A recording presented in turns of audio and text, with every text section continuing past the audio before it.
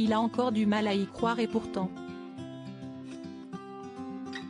Après une série de 24 victoires, le maître de midi Florian a finalement été éliminé des 12 coups de midi, et s'y estie un duel face à une certaine Julie qui a eu raison de lui.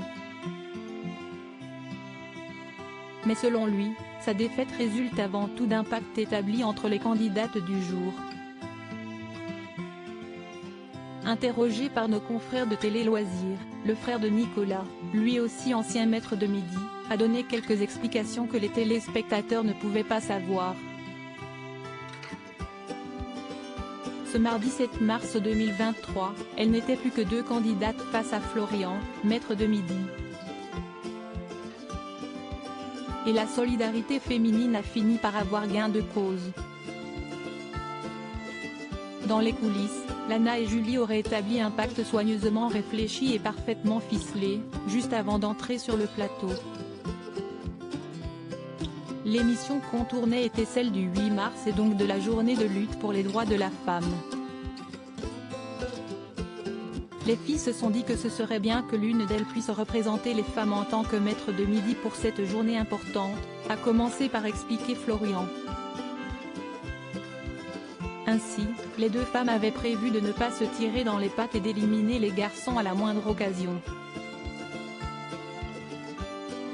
Elles s'étaient dit qu'elles ne se défieraient pas entre elles. Elles ont réussi à éliminer le premier candidat puis est venu mon tour, a ajouté l'ancien maître de midi. Une amitié improbable mais contrairement aux apparences, Florian n'est pas rancunier et n'éprouve aucun ressentiment envers Julie. Je suis très content d'avoir perdu contre une femme comme elle, avec une telle gentillesse, a-t-il assuré. Désormais de retour à son quotidien d'étudiant, Florian révèle même avoir gardé le contact avec celle qui est responsable de son élimination. Elle m'a énormément touchée. Son métier d'éducatrice d'enfants sourds se relie un peu à ce que je fais quand je fais des visites aux personnes sourdes et aveugles, a-t-il expliqué en conclusion. Pour rappel, quand il ne va pas en cours, Florian gagne un peu sa vie en occupant le poste de guide dans un musée. Une activité qui lui a probablement permis d'engranger assez de connaissances pour briller dans le célèbre jeu de TF1.